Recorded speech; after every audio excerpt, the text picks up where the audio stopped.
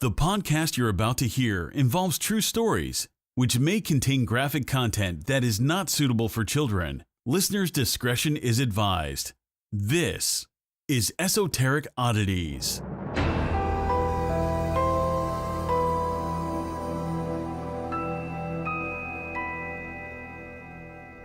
Hey guys, welcome to Esoteric Oddities podcast. I feel like we never say that because we just jump into and then whatever the fuck. We're so fucking scatterbrained by the time we start this. We're like, oh my god, hey, we forgot this is Esoteric Oddities. So I got 7 cavities removed at once. I can't believe you did that. I know. Stop eating candy. They said it wouldn't be bad, and I was like, okay. Meanwhile, they're shooting me up with Novocaine 20 times because I'm going through it so quick because I'm a fucking tank, obviously. You hold your liquor better than I do. I am saying, like, no one believes me. Like, I don't really drink anymore. I don't know what happened. I just get, like, instead of getting drunk and, like, tipsy, I just get sick. Yeah. But it all depends. Like, it really all depends. I truly think you have a gluten intolerance. Hey, guys, this is the podcast where we talk about our gluten intolerances and yeah, cavities. I do. I like 100% do. So, and it's like when I'm not in the mood to drink hard liquor, it's like, forget about it. Forget about it. I'm going to get sick as shit. What's the point? But I'm dragging you out to the bar after this. And that's what we're going to do. So how long did it take them to fill all 3 or all 7? 3 hours. And she was like, we might have to get a root canal on that one. And I'm like, like scrubbing it every time. Oh, she told you that before? No, yeah. She was like, it might be worse. And I felt like it would be because I was getting pain in it. And I was like, please, no.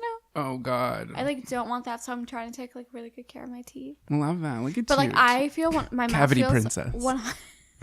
My mouth feels 100% better. That's good. That's amazing. So, like, that's my story. And I'm sticking to it. Off mic, Sarah and I were talking about how we hate when like you're at the dentist and they're like stirring up a conversation with you. Oh my god, and they make you talk when you have like a numb ass mouth and you're like, hey. Wait, did they keep the sucky thing in you? You know how they put? Oh, thank God. Well, they like from time to time they would have to do it. Yeah. And like at one point I was getting confused because my mouth was numb, so I would stick out my tongue. It was like a time. I was probably like really ugly. Listen, they've probably seen worse, but like I never know what to do with my tongue. Me neither. Like I'm sorry. Yeah, I don't even know what to do with it regularly. I'm just like, hey. You sure do. Oh. Yeah. So like that was my time as a dentist. And then your mouth gets all dry and it's like, fuck, I should have put on Vaseline. I did, though. And then my mouth just got so dry and I kept trying to touch my lips to see how dry it was. And they're like, ma'am, please stop. Yeah, literally. Oh, my God. Like that one person who I'm not going to name because there was situations surrounding them. Lord. Remember their lips were like, you know what I'm talking about? Oh, right. Yeah. Ew, always blunt lips with that split in the middle. Mm-hmm. Ooh. And now he's in jail. Take care of yourself, Hanny. Wow. Hey, so my biggest accomplishment this week was getting my cousin Mark and his girlfriend Risa sucked into Vanderpump Rules. Oh my God, he loves it now. He loves it now. That's so funny. I joined the gym this week. Yes. Yeah. Join that gym. Go to that gym. It's like, work those games. I need to get back to the gym. I just feel productive. Well, you know what my thing is? I enjoy running outside because if I'm at the gym sometimes, it's like too stuffy. Well, yeah, and it always smells weird. Like, but also, like sweat. It's kind of like there was one time where I got a little too deep into my head because I forgot my headphones. That's the fucking worst. Oh, wow. Oh, no. Yeah. The first time I joined, that happened to me because I thought I was charging them and they were fucking dead. Oh, no. Right. See, my corded, normal ass, poor people headphones don't have that issue, but they're not of any use if you forget them. But I was like running on the treadmills and I look around and I'm like, these are literally just treadmills lined up and you're just like watching TVs that's usually on like the news. Literally. And you're just seeing this awful shit that's happening in the world. And I'm like, wow, it seems so like robotic and everything's gray and it smells weird. And it's like, what am I doing here? And, you know, there's like those people who are really trying to overcompensate lifting the weights. Now, if you go to the gym. Like, yeah. So I went to a yin class. 1010 would recommend. So yin is different. It's like a form of yoga, but it's like they really like want you to like do just as much as your body can handle. Like if you're in a position where you're uncomfortable, they're like, move out of it, do whatever you want. Like this class is all about you. Like it's basically like a fucking nap time for adults. Oh, I love nap time. It's like you just lay on the floor. You're like, this is good for me. No, literally, you get 4 blankets, and then you get these 2 blocks, and like you cover yourself with blankets. At one point, the room is like really, really like at a nice temperature. Why do you cover yourself? What does that do? dimmed. Covering your blankets And it's just like probably helps you for sweat. comfortability. Like it's just Comfortability. like, What the fuck? yeah, so like look up on YouTube like yin tutorials and like do it along with them. I swear it'll change your life. Like I was so relaxed. There'd be like parts where I'd fall asleep and forget where I was, and she'd talk again, and I'd be like, oh shit, I'm here. I'm like somewhere. We used to do that. We had like gym class. I remember it was like once or twice a year that they would literally do like a relaxation, like de-stress class. Did you ever have that? Yeah, that's what it is. It's like a breathing class. Yeah, it was nice. They would turn out the lights in the gym, and I was like, this is kind of scary, but I fell asleep at one. It was a good time. Yeah, I recommend it for anyone. If you're in Philadelphia area, Studio, is it 34? They have really good yin classes, so head over there. Thanks. Not sponsored, Not sponsored. but tell them we sent of. you. If somebody walks in and they're just like, yeah, they sent us, they're gonna be like, who the fuck are you talking about? Right. Oh, Like, that girl who "Who's this keeps girl?" falling asleep in here. Girl is saying nap time.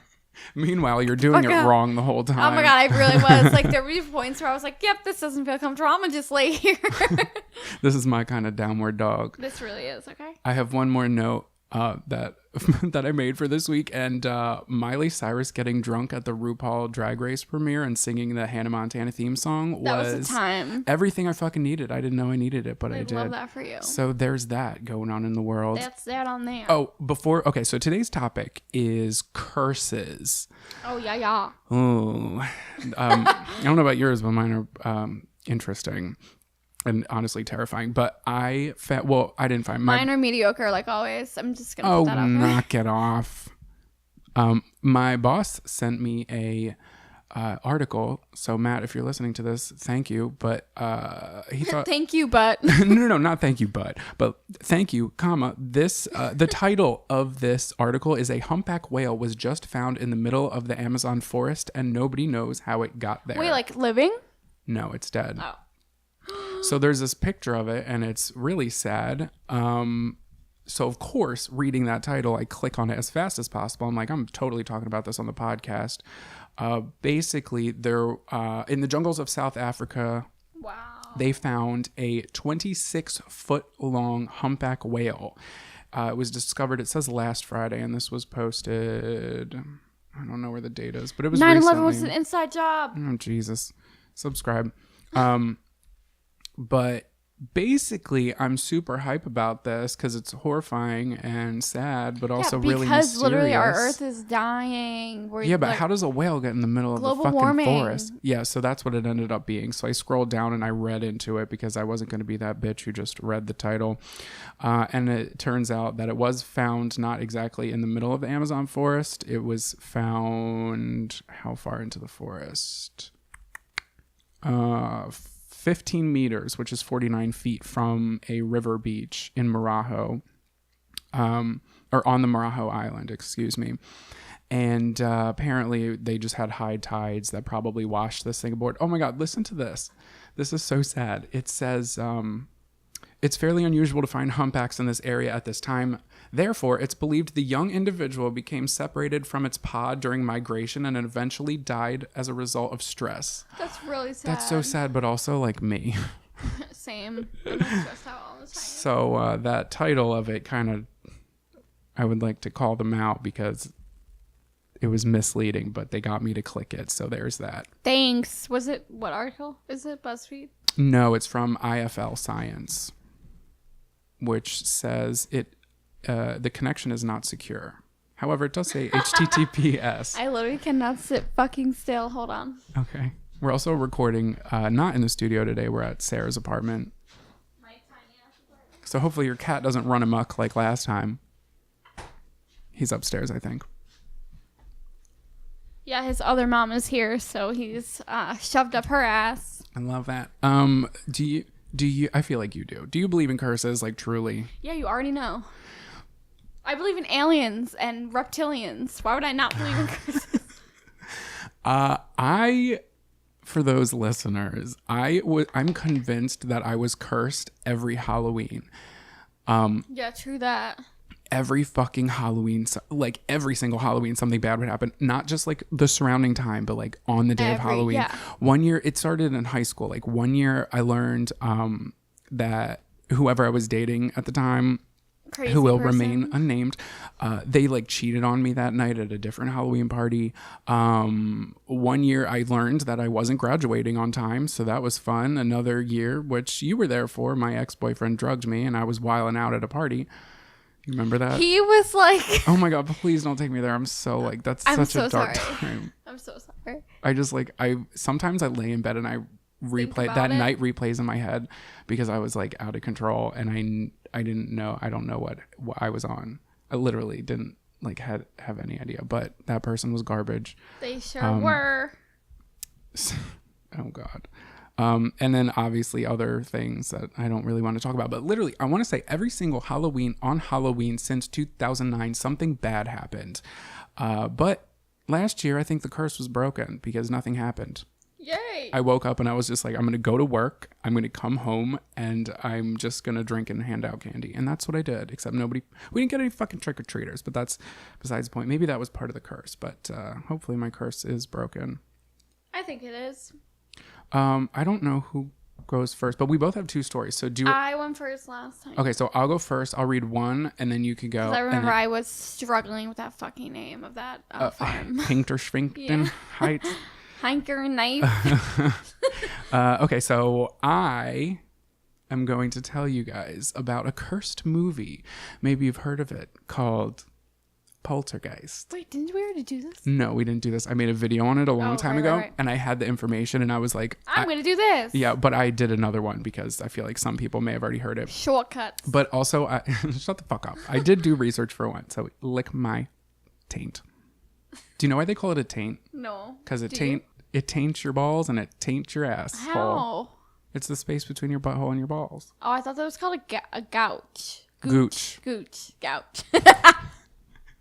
I hate it. I hate me. Okay. Okay, so I'm going to do a dramatic reading because I wrote out the script for myself back then, and I kind of just want to read it verbatim because you have to. That's the only way. My other story is bullet points, but this one's like, I'm so dramatic. Get over it. Get over it. Okay. Here we go. So in 1982, Poltergeist was viewed as a blockbuster hit with monumental success, but the horror film would haunt the cast and crew far beyond the realm of a movie set. For many involved directly with the film, their nightmares became a reality. But as a viewer, we have nothing to worry about. After all, it's just a movie, isn't it? Oh, I'm so extra. So written and produced by Steven Spielberg and directed by Tobe Hooper, Poltergeist quickly topped the box office and became the 8th highest grossing film in 1982. The film follows the life of the... Have you seen this movie? Yes. Okay, so the film follows the life of the Freelings, an upper middle class family living in a cookie cutter community. For Stephen, his wife Diane, and their 3 children, Dana, Robbie, and Carol Ann, life was quiet and typical. It seemed like the American dream, but soon the youngest daughter, Carol Ann, begins hearing voices and talking to the television. Soon after, strange things begin to happen around the house, and Carol Ann claims it's the TV people. One night during a terrible storm, Carol Ann goes missing, and the family quickly learns that she has been taken by spirits to another ghostly realm. And their only way of communicating is through the television. The Freelings call in a specialist as the hauntings get worse in order to save Carol Ann before it's too late. Somebody hire me to do something. Hire him, please. Get him off my back. Just kidding. Fuck off. I did go to school for writing like this. So, no, you're like really good at script writing. Thank you. You're welcome. In the end, Stephen, the father, finds out that the cookie-cutter community was built above a cemetery where the headstones were moved, but the bodies were not. The angry TV people were the tormented souls of the bodies that the family was living on top of. Ultimately, Poltergeist can be viewed as a critical piece about the consequences of the true middle class and the white picket American dream. Consumerism, capitalism, and gluttony accompanied by secrets behind closed doors in a domestic family home in a utopian suburbia. Then there was a sequel and a third film to finish off the trilogy. So that's basically a synopsis of the films. If you haven't seen it, there's that. But let's start at the beginning. So in one scene in the first Poltergeist film, a terrifying toy clown. I remember this clown so fucking vividly in my mind because it horrified me as a child. Do you remember what it looked like? What's that one? Hey, Georgie. It, Pennywise? I cannot. But this was like a little stuffed toy thing. No. So please exit stage left. You're not invited. So there's a terrifying toy clown and it chokes Robbie, the young son, who was played by Oliver Robbins. So while filming, many people on set claim that during a take, the prop did get tied a little too tight around Oliver's neck and he began to actually choke. So not knowing anything was seriously wrong, the cameras kept rolling as he gasped for air. Ultimately, they realized his eyes were going bloodshot and his struggle did not stop when the cameras did. Luckily, the crew quickly helped him and no one was hurt. Yet. That's a fear of mine, of like either being on set when there's a scene like that. And people think you're like joking or acting and like you're really dying. Like that one Scream. When she's like, ah! And and her everybody's boyfriend's getting killed. Yeah, and everyone thinks Oh, it's like an act. I was thinking of, what's it called? A Scary Movie. Oh, right. When everybody was clapping. Yeah. And they were just like, yes, girl, you right. got Like, this, yes, Buffy. you're such a good actor. She did not care as soon as she won. Right. She's like, oh, fuck my boyfriend. What a great movie. So Jo Beth Williams, who played the mother, Diane Freeling, stated that almost every day after filming, she would come home to find numerous framed pictures on her wall were hanging crooked. Ooh. She would straighten them out only to return the next day after filming to find them crooked again. Hi, no thank you. But this was the least of Jo Beth's worries. This part is fucking crazy to me because I remember this part being like an urban legend type that I never really bought into. Right. But in 2002, in an interview for True Hollywood Story, Jo Beth Williams made a shocking confirmation that had been brushed aside as a myth since the movie's releases. So during the movie, Jo Beth's character slips in mud and falls into an incomplete in-ground pool. This scene scarred me as well. And also the scene when she's running down the hall. I remember that because I had nightmares. Do you remember that where she's running down the hall, but the hall's stretching so she can't get to the door? I've had shit like, fuck no. Yeah, and that's like some like sleep paralysis. Yeah, no thank shit. you. No thank you. So she falls into this pool, incomplete in-ground pool. So it's pretty much just like dirt and mud. And in the scene, it's raining. So to her terror, skeletons and caskets rise out of the mud, pulling her deep into the water. So this is the part in the movie where you're seeing that, like, yes, their house was built on top of this graveyard / cemetery, whatever you want to call it, and there are bodies beneath it. So Jo Beth then confirms that the skeletons in the pool were real human skeletons from bodies donated for research and entertainment purposes, similar to those seen in Body Works. Did I do this topic before? I think so. I don't think I did. I checked. You said, I remember you covering this. No, because I made the YouTube video about it. I don't think I did this before. I remember you talking about this movie on the podcast. While filming this scene, she, along with the entire cast and many crew members, did not know that the skeletons were real. It seems like a disturbing myth, yes, however, it had been confirmed and actually is stated in many trivial questions surrounding the film. Many believe that this is the scene that set the Hollywood hex in motion. But the worst tragedies happened after the cameras stopped rolling. So on October 30th, 1982, just months after the movie's release, actress Dominique Dunn, who played the oldest daughter Dana, was running lines with fellow actor David Packer. The role was for a TV miniseries V, and with Poltergeist firing up theaters across the country, her acting career looked promising. John Sweeney, Dominic's recent asshole ex-boyfriend, showed up uninvited. When he opened the door, he sparked an argument. She had recently kicked him out of their shared home, and she changed the locks on him. So with the sight of another man in his living room, in her living room, Sweeney lunged at her, gripping her neck and slamming her head against the ground. He then picked her up by the neck and carried her a few yards away before dropping her. By the time police arrived, Dominique was unconscious.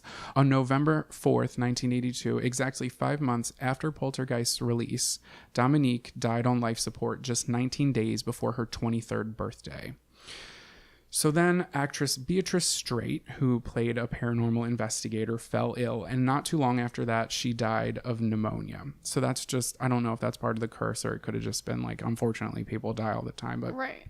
she was part of the movie too. Then, I mean, I feel like this is all legit because there'll be people who say like, oh, things can't be cursed. Like, yeah. And it gets worse because in 1992, Richard Lawson, who was a man who played another paranormal investigator, encountered a deadly situation. During a terrible snowstorm, he boarded Flight 405 en route to Cleveland. Before takeoff, a flight attendant recognized Richard Lawson. I don't think she recognized him from Poltergeist. I think she recognized him from another film he had done recently. So he was seated in seat 6D, and she moved his seat from there to first class. So this was before takeoff. So a de-icing truck stalled out shortly before de-icing the right wing of the plane. It was then replaced with a working truck, which mistakenly de-iced the right wing again and only half of the left wing. So once everybody's seatbelts were fastened and trays were in their upright positions, the plane's engine roared. The plane gained momentum, but didn't seem to be going fast enough for takeoff. Once it was 50 feet up in the air, it bounced numerous times before plummeting back down. It flipped several times, then snapped in two. There's video footage of this from the news, and it's fucking horrifying. I'm sure. Like, yikes. Yeah, so the terror... Okay. So the terror continued as the damaged cabin began filling with water. So the first class and cockpit began sinking in a bay of water. Many people were trapped in their seats, but Lawson managed to survive the plane crash. He later left the hospital with minor scrapes and burns. Others on the plane were not so lucky. 27 people died, including the man who switched seats and was now sitting in Lawson's original seat, 6D. Wow. But a more brutal death to the curse was that of Lou Perryman, who played Pugsley. Do you remember? I don't know if you remember the scene. I watched it recently, but like Dominique Dana was walking outside and the fucking construction workers were like hitting on her and she gave him the finger. I don't know if you remember that, but I don't. He was one of the dudes he was like the main dude who was hitting on her. Fuck and like, him, you catcalling bitch. Okay, but that was his role as an actor. Oh, okay. And this is the actual actor, Lou I went Perryman, in. who didn't actually do anything wrong. So, his day started out as a normal day. Lou Perryman took his coffee outside and enjoyed some sunshine in his own front yard. Then a man approached and stirred up a conversation.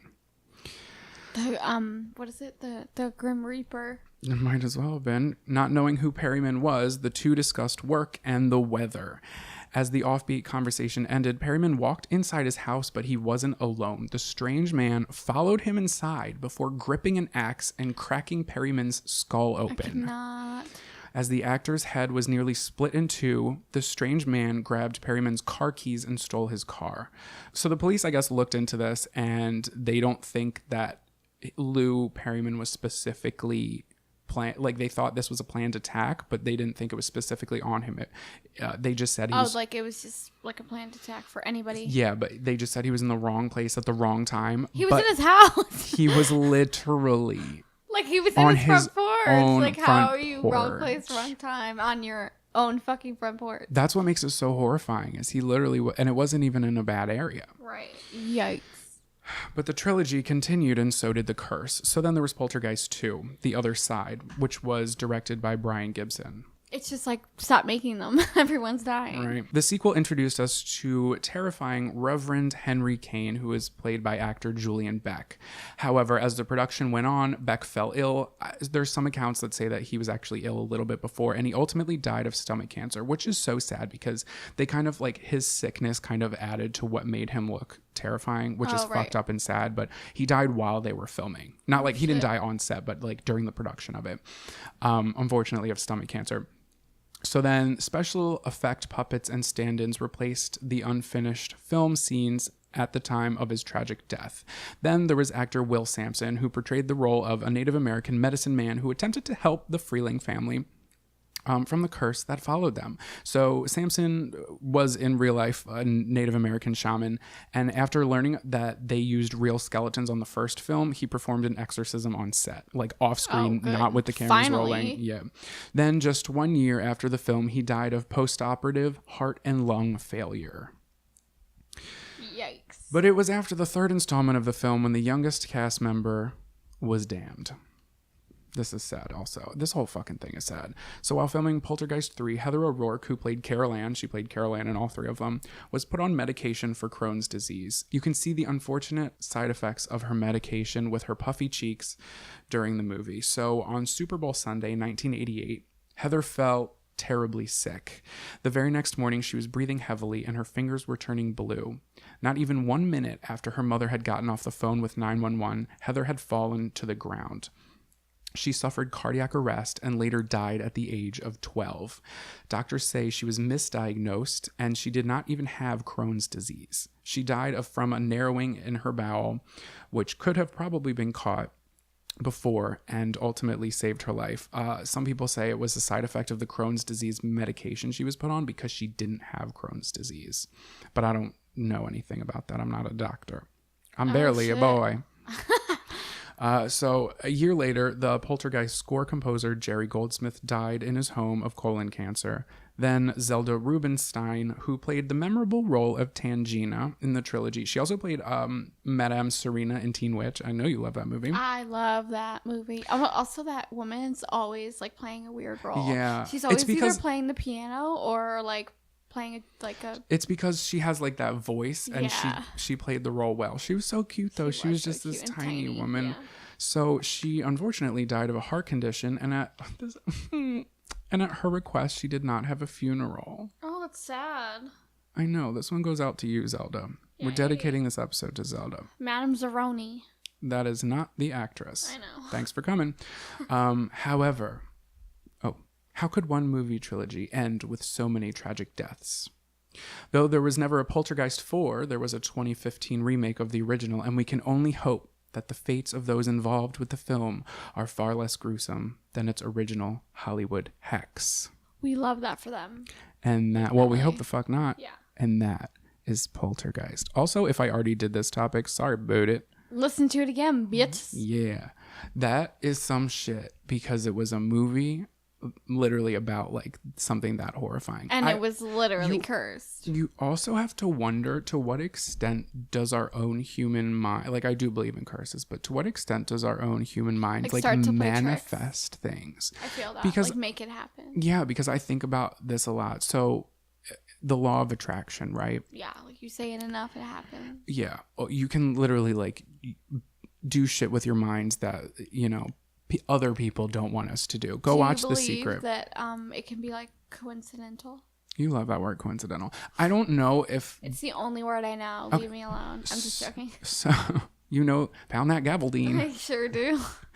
To what extent do we like? Okay, manifesting things. I've done it before. Like there was how do I articulate what I'm trying to say? Give me a second. Like let's say we have somewhat of a bad feeling that something bad might happen, but in actuality, nothing bad would happen. But then we start thinking about a certain bad thing and then we manifest something bad happening. Right, I feel like to what extent is that possible? I mean, that's just like obviously a question I'm tossing up because we're not going to have an affirmative answer. But I just think about that a lot because sometimes I'll be paranoid or something. Like something bad's going to happen and then something bad happens because you're thinking. Yeah. And that's why I can't smoke anymore because I get paranoid that something's going to happen. And I'm like, okay, don't think about it. And then I think about it too much. And I'm like, damn, boy, like you can't manifest this shit. That's like fucked up. Like what if it really does happen? Jonathan's like favorite thing to say to me is be careful what you say. I'm telling you because you put it out there, it comes around back. You manifest and shit without knowing. Full circle. Yeah. Yeah. But yeah, what an unfortunate, and even if it's not cursed, I believe it was. But even if it's not cursed, it had some weird. It had some dark shit surrounding it. That plane crash, that's insane. Right.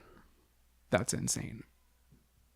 Your cat is yelling upstairs. No, that's the people outside. That's the crackheads. Oh, okay, perfect. They're yelling outside. Is it my turn? Yeah. Hi guys, it's me. I feel like a sack of potatoes today. Hello. Hi. It's me. Welcome to Show and Tell. All right. What are you gonna tell us today? Robert did it. That's the explanation Oh God. young Gene Otto gave whenever chaos and objects moved around his Key West family home. No, you're not talking about Robert the doll.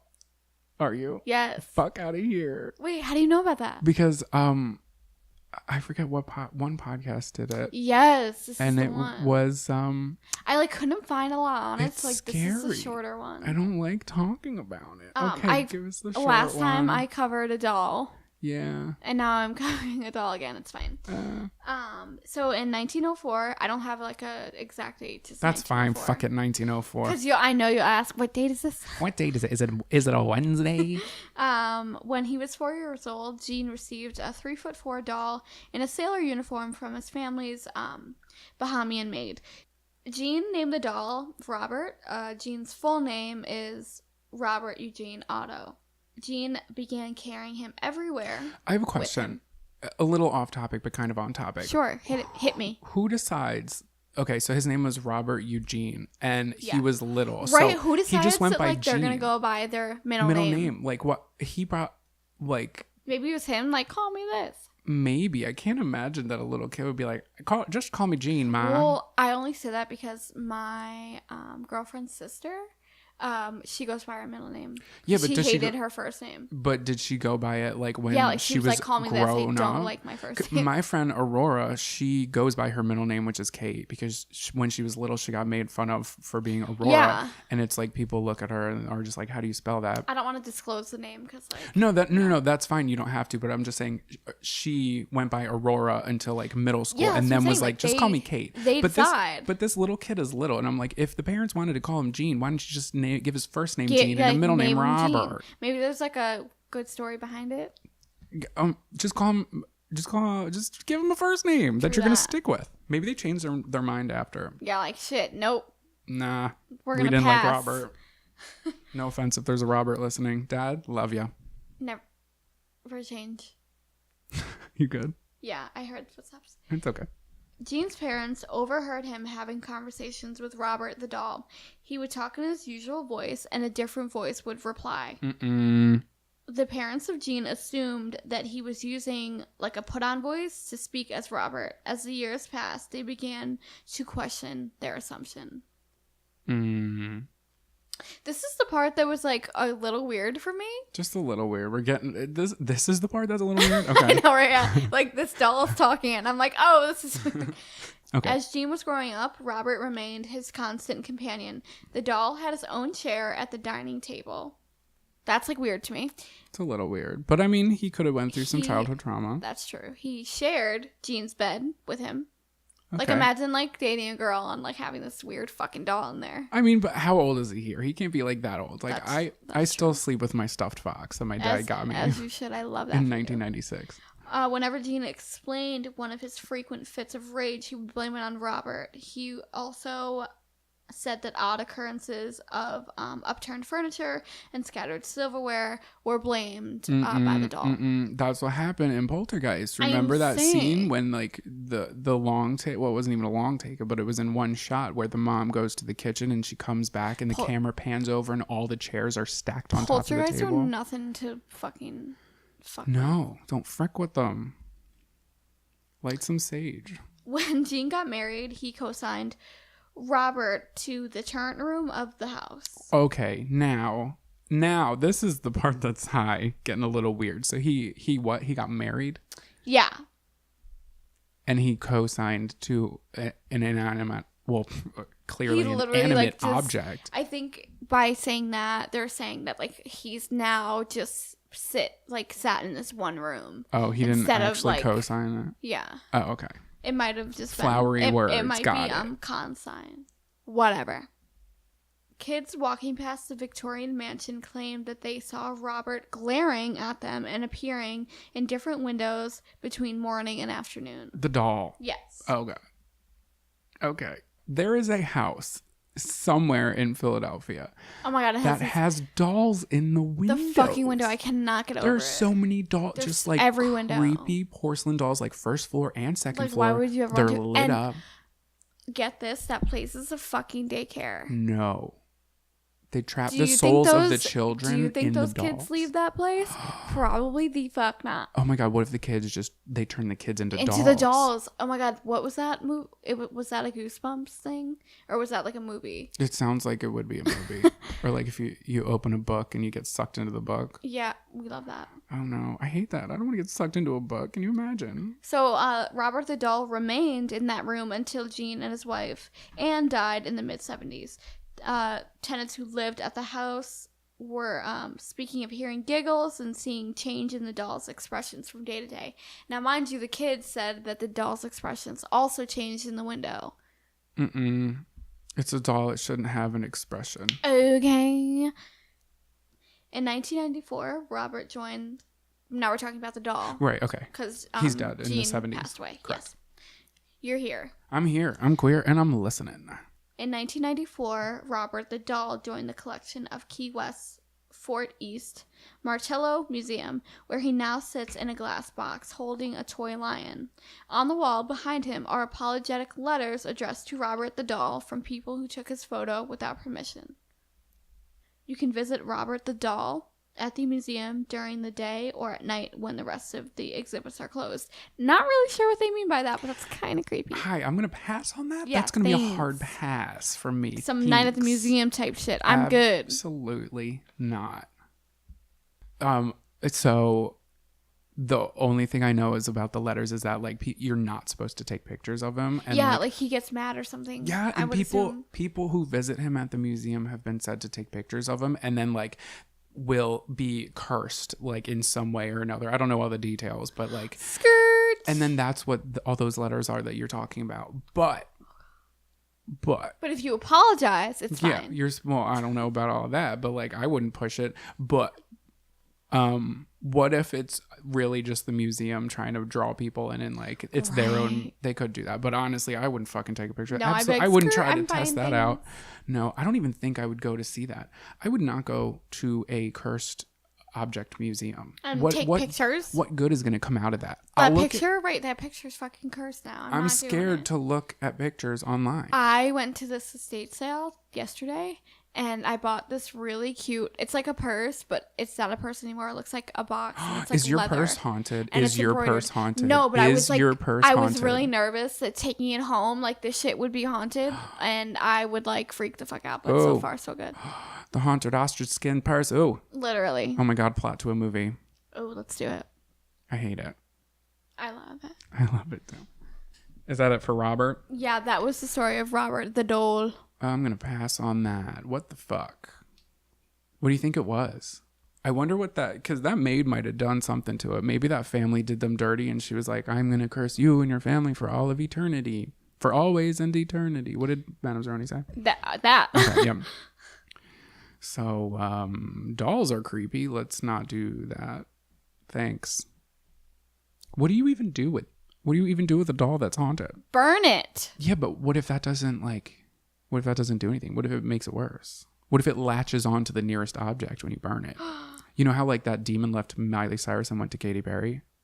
I'm talking real shit here, I'm people. done. I'm fucking saying. I like maybe you trap the curse in a box.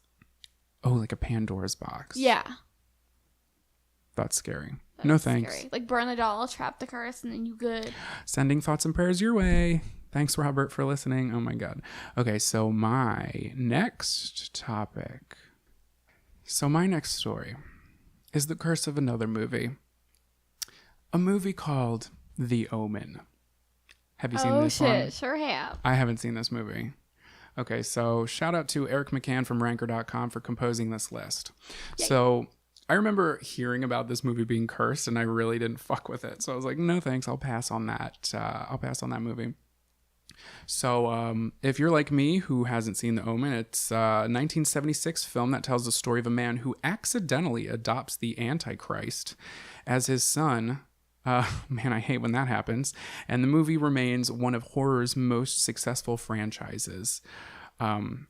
But the real horror was occurring behind the scenes. Okay, so let's talk about pre-production. Robert Munger was a born-again Christian and an ad executive who thought a movie about the Antichrist would be a good idea, so he pitched it to the studio.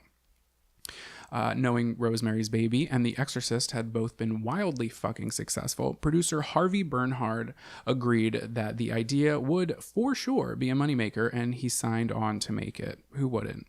True.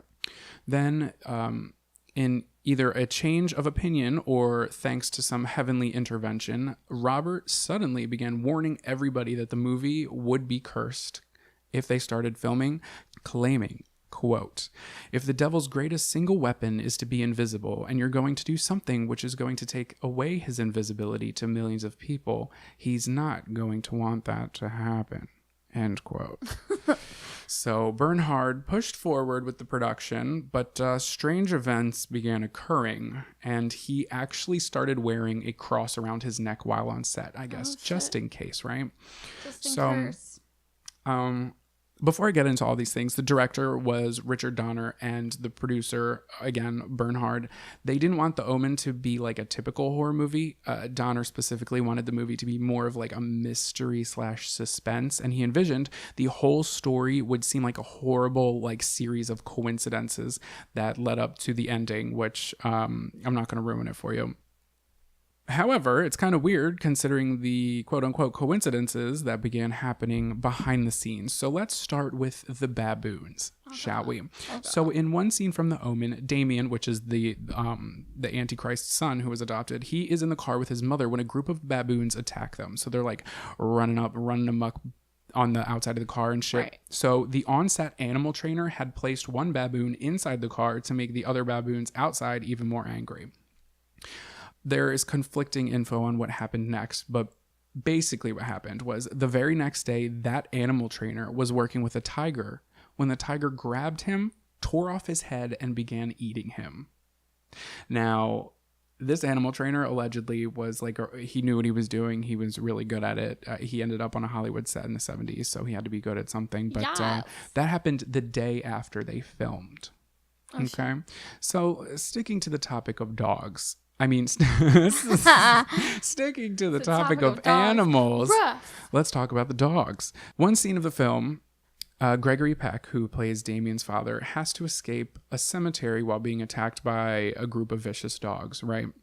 Again, hate when that happens. So the dogs were carefully trained Rottweilers, and they were utilized for the film. Apparently, this wasn't their first film that these dogs were on. Oh, okay. And they were instructed to attack a stuntman in place of the actor. Obviously, you don't want the actor to be the one who's attacked. You want a trained stuntman whose face isn't worth $1 million. We love that. So the stuntman was safely enclosed in a layer of protective padding, and the dogs were set loose, but something motherfucking went wrong. So for reasons unknown, the dogs began forcefully attacking the stuntman, and the attack was so vicious that their teeth went through the protective gear, which they say is possible, but like the gear that they use for dogs attacking is nearly impossible.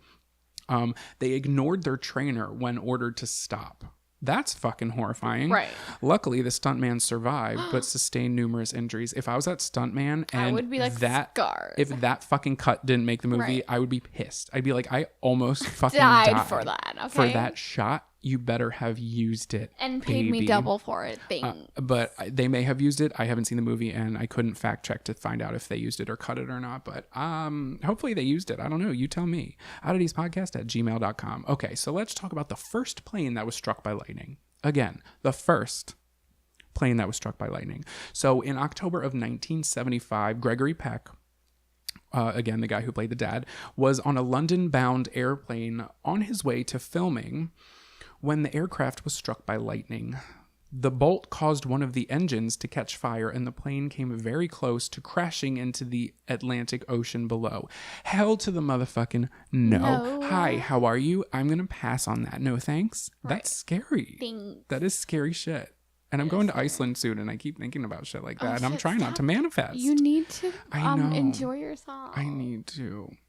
Okay, let's talk about the second plane, shall we? Oh, Lord. A few weeks later, producer Mace Newfield was on his way to the shoot when his airplane was also struck by lightning while crossing the Atlantic. How often is this? Okay.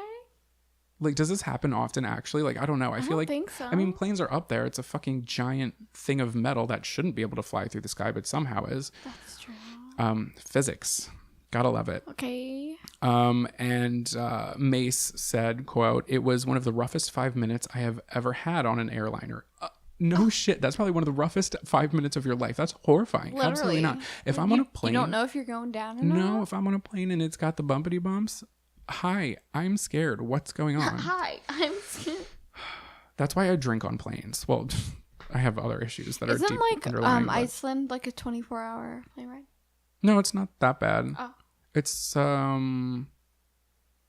want to say 6 hours from Philly.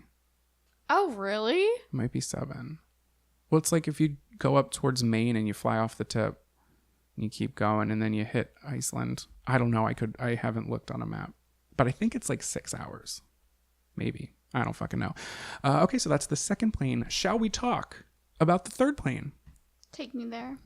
Then, screenwriter David Seltzer wrote an airplane that was also struck by lightning. Okay?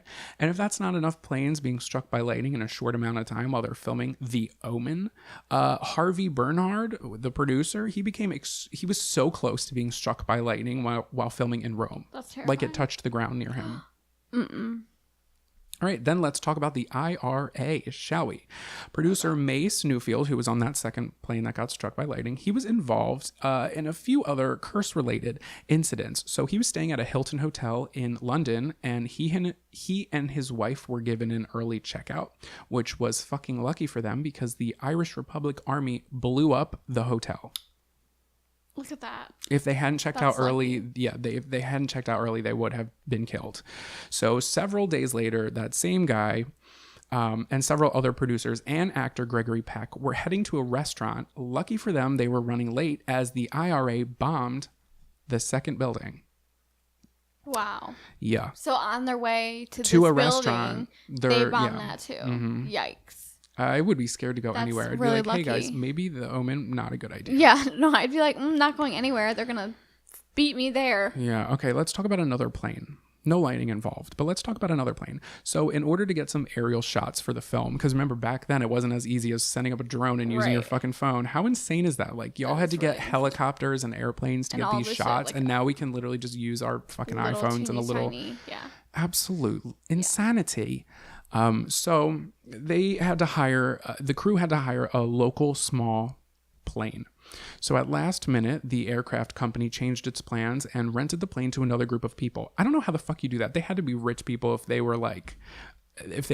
dipped out on this Hollywood film. Like a million times. Yeah, they were like coughing up money. But anyway, it's part of the curse because according to one story, it was a Chinese businessman who made the pilot a better deal and they got the plane instead, which I don't know if I fucking buy if somebody could make a better deal than Hollywood. Anyway, here we go. The crew was told that they would have to wait until later that day. So this turned out to be an extremely lucky turn of events as the plane they were supposed to be on flew into a flock of birds upon taking off, crashed through a fence and to the ground, hitting a car. Yikes. Yeah, I'm not sure if there were any fatalities, but hi, I'd like to not be on that flight. Thank you for listening. Thank you. Okay, then let's talk about Alf Joint. So after filming scenes for The Omen, Alf Joint, who was a stuntman, it wasn't the stuntman who got attacked, this was a different one. He went to work on the 1977 film called A Bridge Too Far, which we'll come back to that film in a little bit. So for one shot, he had to jump off of a tall building and land on an airbag, which is something he had successfully done multiple times with no issue because he was a stuntman. It was what he did. Right? So this time, however, he jumped in an awkward way and he missed the airbag below and hit the fucking ground. Yikes. Out. He was rushed to the hospital, sustained serious injuries, but luckily survived. When he regained consciousness, he said it felt like he had been pushed by someone or something. Ooh. Yeah. All right, then let's talk about John Richardson. This one fucked up. Right. So he was the designer and special effects creator for The Omen. So a year after The Omen, he was working on the same 1977 film, A Bridge Too Far. He was on location in Holland with his wife, Liz Moore. She was a special effects sculptress who I believe was also working on this film. But it was his wife, and they were driving on an open road late one night when they hit another car head on. John was my knocked God, so much unconscious. tragedy. Right? A curse. John was knocked unconscious, but Liz unfortunately did not survive. Ready for this? I'm right. One of the front tires from the other car ripped up through the floor of their car and decapitated her. As if this isn't fucked up enough, John had created special effects for The Omen, which consisted of a decapitation scene that was identical to the way Liz was killed. Then there was a sign on the side of the road where the accident had occurred that pointed out the town of Omen with 2 M's, Ommen, was 66.6 kilometers Look away. at that. Yikes. So I don't know if that was true, but it is true that he stated that was right, true. that was the sign. Yes. Okay. So do you want to talk remakes? Let's talk remakes. So despite all the rumors... You barely gave me a choice. I'm not giving you a fucking choice. I did the research. Eat my ass. So despite the rumors and evidence that the original Omen was cursed, because this is years later. This happened in this shit was going on in the 70s. Goes to show that it's a literal problem.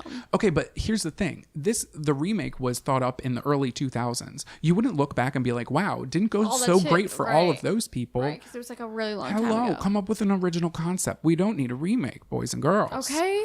So, Hollywood, they decided to do a remake in 2006. So, while filming, the brother of actor Pete I'm going to butcher that.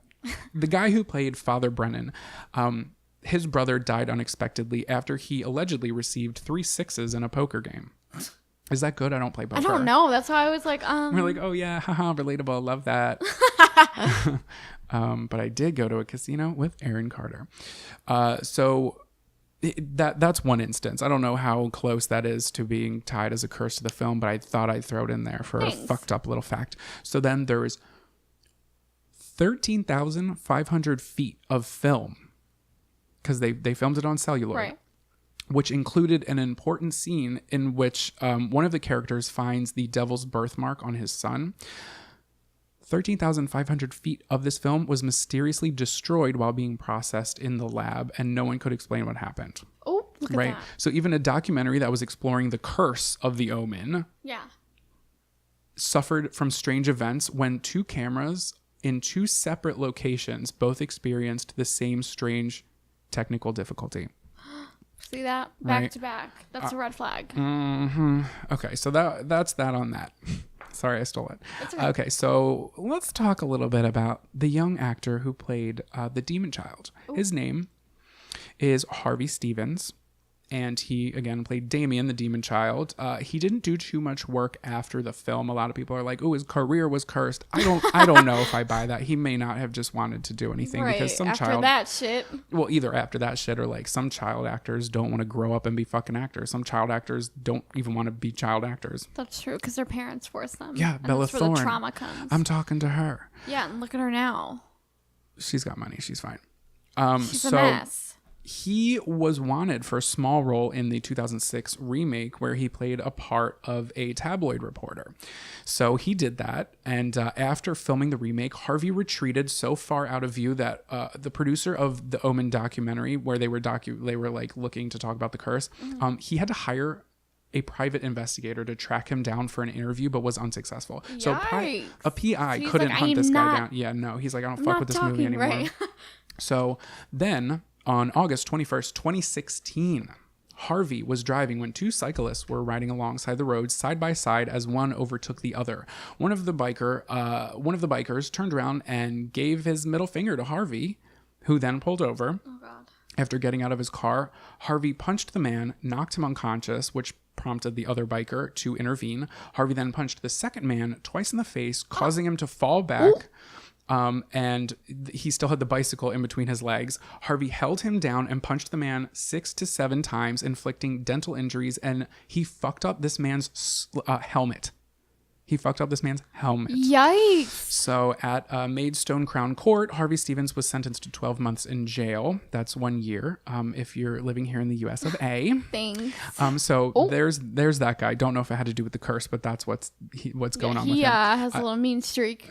So he could have also just been pissed off by bikers because driving through the city of Philadelphia, bikers, first off, it's dangerous. Second off, some of them don't give a fuck. They don't care. And I'm like, you're the one on a fucking bicycle. You are not protected. Like, you can't be ballsy out here. Right? They come like when you don't see them, and oh my God. There was this one time I was waiting for the bus, and there was this biker coming, and this girl had opened, I guess she was like in a lift, right? And she was getting out, and she opened the door, and he like stopped really quick. And I'm like, you literally would have like tumbled over that fucking door. I was in a car when that happened. I think I talked about that on the podcast. But somebody I was in the car with, in the back seat, opened their door, and the car door, the biker who flipped over, and she wasn't wearing she wasn't wearing a helmet. Yikes. Yep. It was fucked up. I had to it was bad. No, that shit. If you're biking in the city, and I'm 400% sure I said this when we talked about this before, but wear a fucking helmet, goddammit. This is your mother speaking. Eat my ass. No, that wasn't your mom. This is your mother? So apparently playing the role of Damien has affected several other actors too, because The Omen 2, the little boy who played Damien. Stop remaking it. I'm saying. So the actor's name is Jonathan Scott Taylor. Not to be confused with Jonathan Taylor Thomas. What is up with these, like, the trifecta of first names? Yeah, I don't know. Jonathan Taylor Thomas. Jonathan Scott Taylor is who we're talking about. Ooh. So he worked briefly as a stage actor, but quit. And he began working for a trucking business in Australia and changed his name. Don't know what happens there, but fun fact for you and your ugly friends. Thanks. So then there was Sam Neill, who played the adult Damien in The Omen 3, and he refuses to talk about his time making the film. Oop. Just gonna keep that. Red flags. Yeah. All around. No thanks. Yeah. So that's The Omen. That's terrifying. It's so terrifying because it's that's literally like too much reoccurrence for me. Exactly. It like did not stop. Like your favorite word, coincidences. I don't think these are coincidences. Coincidental. I don't think these are coincidental. That's funny. That's fucking horrifying, especially the fact that it's literally The Omen, and it is about the Antichrist. Right, and everyone's like, it's fine, it'll be fine. Oh God. What do you do? Oh God. Oh no. What's wrong? Oh no, the curse continues, you guys. This is so sad. I just got this alert from my cousin. Mr. Pokee, the hedgehog I follow on Instagram. Did he pass? Yeah. I'm so sorry for your loss. Look at He's cute. Oh my wow, God. look at that little teddy bear. Oh, I'm gonna cry. This is how they buried him.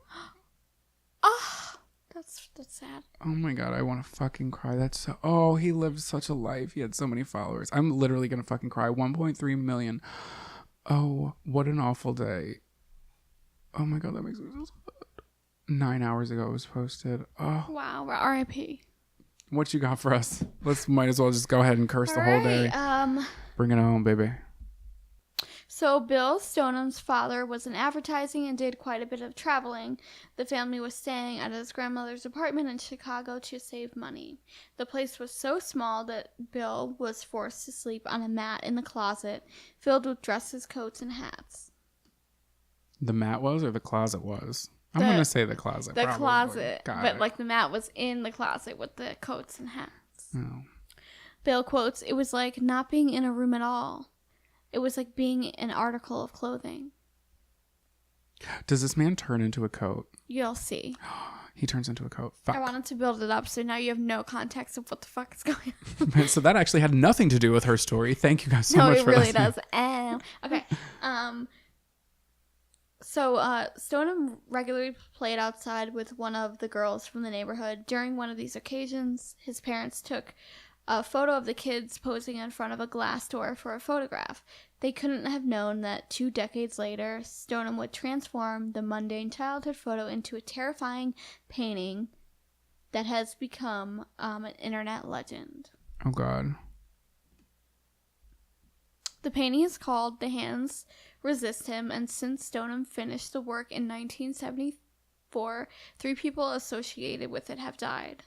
So there was a couple people from like the offsites like Reddit, Facebook, eBay that would buy this painting and give it back because they were like, fuck no, like some shit's going on here.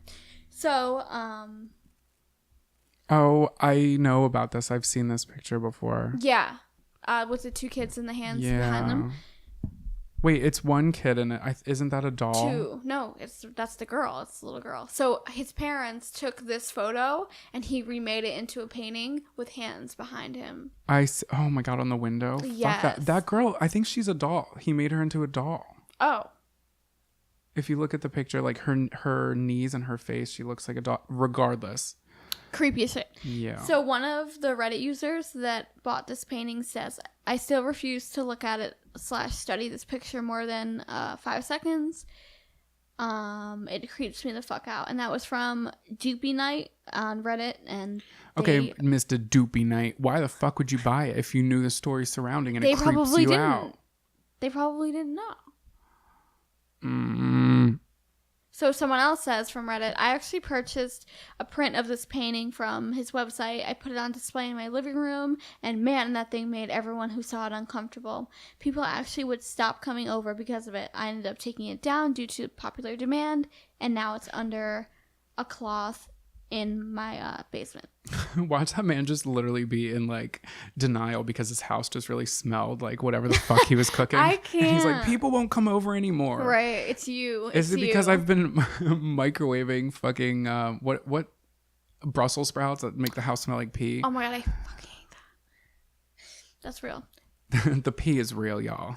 In 1972, Stonem's first wife, Rowan, had bought a poem called Hands Resist Him. It was about Stonem's experience of being adopted and never knowing his biological siblings. She bought a what? She wrote a poem. Oh, she and wrote. named it. Okay.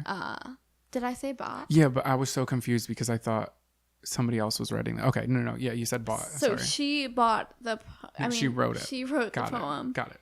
And called it Hands Resist Him, which is why the painting is called. Yeah. Okay. Yeah. It was about her husband's experience being adopted and never knowing his biological siblings. At the time, the couple lived in California. Stoneham was under contract with the gallery owner, Charles Baingartner, to produce 2 paintings a month for a fee of $200 each. So this is where that painting comes in. Okay. Also, that's a little, I really do Not a lot, right? Well, no, not that. I'm just going to kind of rewind to the fact that she wrote that poem about her husband's life, that she better have gotten his blessing on that, because that's a little invasive to be publicizing that shit if he was like, hey, I didn't want everybody to know about that. Like I slept in a closet. Never date an artist. Just kidding. But basically. But every experience I've had so far, not great. Right. So his deadline was looming, and Stoneham seized up his wife's poem and the 20-year-old photo from Chicago for inspiration. So this is where the painting had come about, the why he painted that, and the title. Yeah, got it. Stoneham explained that the hands were all of the possibilities. He says you were left with the question, are these disembodied hands? Are they dismembered, floating in their space? Or are they connected to the bodies? Just for a visual for y'all, I suggest you look it up or follow us on Instagram and we'll post it. I sent you a picture of it. So we'll post it. But for those of you who are not looking at it right now, it's like a little boy standing, and it looks like a doll or a little girl to the left of him. And his back is to, I guess, like a door or like a pane glass. There's glass. Yeah. And it's like pitch black behind it, but there's like hands reaching through the darkness. So, yeah, we love that. Okay. Yeah. I'll take 2 copies and I'll put them in my living room. Yeah, it's just a weird concept. It's a weird picture. But I guess if you're an artist, it's like you like have a story that you interpret it like for your own. And you're expressing it in a way. Right. You know, I'm a very expressive person, so I get it. So Stoneham wrapped up his contract in 1974 with a large gallery show put on by Faygarten. There, The Hands Resist Him was purchased by actor John Marley. He was famous for his role as a movie producer in The Godfather, the character most people remembered for the scene where he wakes up to find a severed horse's head in his bed. That gallery show also led to the painting's first press mention, a review in the Los Angeles Times by noted art critic Henry Seldis. Okay. Between 1978 and 1984, 3 of the men closest to The Hands That Resist Him died. Seldis in 1978, Faygarten in 1981, and Marley in 1984, although he actually sold the painting before he passed. Now, that part is like alleged. Like, yeah, well, I mean, everybody's going to fucking say, die anyway. Yeah, that's what I'm saying. But still, spooky fingers. Right. Ooh. It would be another 26 years before Stoneham heard of his painting again. Unknown to him, he had been abandoned behind a California brewery turned art space. Creepy. Right. In 2000, the painting resurfaced in a listing on eBay. The family selling it wrote a horror story of the product description that reads something out of a bad Stephen King knockoff. Listen, if you're trying to sell it, I don't think that's the way to do it. Now, I'm no salesman. Right. But I wouldn't be like, I wouldn't be like, hi, buy this haunted painting. Please take it off my hands. It's killed 3 people. Like, if you want it off your hands, you need to really, like, polish that turd till it shines, baby. So, the quote on the eBay auction says, "When we received this painting, we thought it was really good art. At the time, we wondered a little why a seemingly perfect fine painting would be discarded like that. Today, we don't. One morning, our 4.5-year-old daughter claimed that the children in the picture were fighting and coming out into the room during the night." No. I'm just going to say no to that.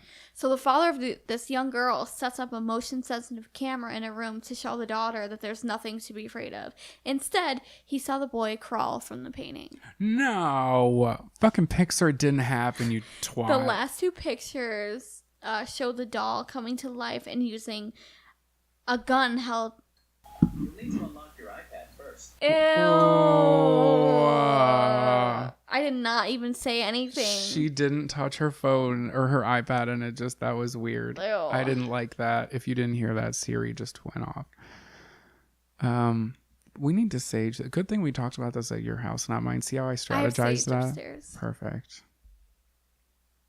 So the last 2 pictures show the doll coming to life and using a gun held in her hand to force the boy to leave the painting.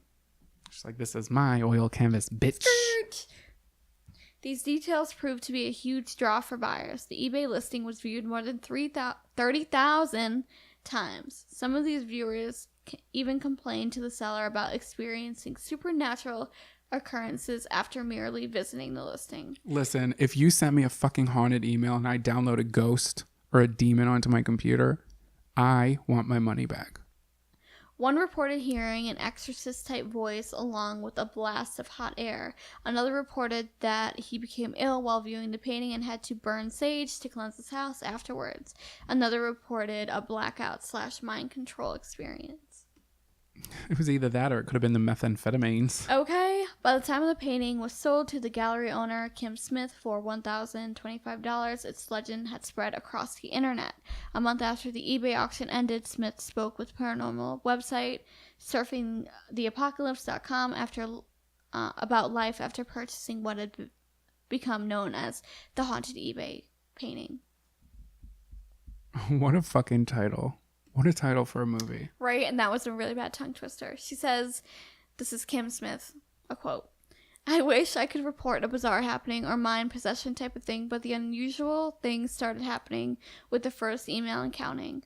Smith said in 2000, "Prayers and quotes from the scriptures from a man of faith, advice as to how to cleanse my residence of this evil thing from a Native American shaman in Mississippi, reports of people being repulsed, made physically ill, or suffering from blackout mind control experiences.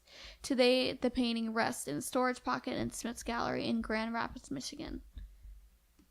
Okay, I'm fascinated by this shit clearly because we're talking about it and have a podcast that we get to talk about shit like this, but I would never purchase a fucking the people said cursed thing. anything. So, there was a documentary that was being made about this picture. Mm-hmm. Did it get finished? I don't think so. Why It not? didn't. Oh, curses. There was like nothing on it. It just didn't get finished. I bet there was a curse behind it. Smith, who's now in her 60s, has only has been asked to show the painting 6 times. One of the most memorable occasions was in 2007 when about a dozen men ranging from age 14 to 60 came in to see it. 20 seconds passed and just silence. Smith said, and then someone said, "That's creepy." Why? Because it was quiet? Yeah. Oh, so they were just like, wow, creepy painting. So Smith received a low 6-figure cost for the painting, but turned it down. And then to this day, Stoneham 67 still receives a handful of messages each week from people terrified by the haunted eBay painting. Why wouldn't she just pass it on for 6 figures? I'd be like, what's good, baby? Here Right, you go. here you go. Well, she probably figures like, oh, there's nothing wrong with it like everyone else says. I don't care. Yeah, but what is she going to do with it if she could get money for it? I'm talking saying 6 money, honey. That's where we're at. figures. Wow. And that's the story of Hands Resist Him painting. I don't like that painting, and I would not like to look at it. Well, or do you feel sick after looking at pictures? Yes. Crime scene photos sometimes. Oh, God. You guys, if you enjoyed this and you want to hear more shit about curses that we've done, go listen to episode 14 titled It's Just a Silly Chair. Oh. Plot twist, it's a fucking haunted chair. But Yeah. it was one of our earlier episodes, so I haven't listened to it since we made it, so it's probably please, awful. Yeah, But- don't listen too much into it, just like for the info, not for anything else. Thanks. Thanks for coming. Bye. Bye. Okay, so on a lighter note, do you have a fun fact and a tweet of the week? No?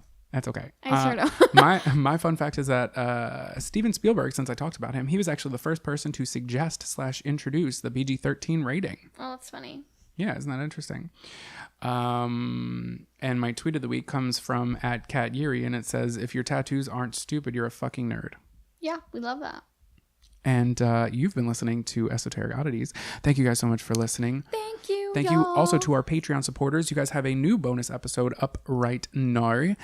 You can head on over to patreon.com/esoteric oddities. There's also, you don't have to listen to it on there. There's a way that I'll probably make a video that you can actually get it streamlined to wherever you listen to your podcast. So you don't have to like go check on Patreon. But thank you to our supporters. Thank you to our new supporters. Thank you to our continuing supporters. We really appreciate you. We really appreciate all of our listeners. If you want to help us out, give us a rating if you haven't. Tell a friend. That honestly does a lot. Tell an ugly friend. Ugly friend. We love ugly friends. We sure do. Follow us on social media. Go check our latest post, which would be posted as it comes out today. If you want to see the pictures relating to said topics on Instagram and Twitter. And I think I post them on Facebook as well. Yes. You can find us Instagram, Esoteric Oddities, Twitter, Oddity, ODDITIE. Well, Esoteric Oddity. You get it. You fucking get it. Thanks for coming. Thanks for listening. Bye. Bye. I hope you're not cursed after this episode. Oh, why would you say that?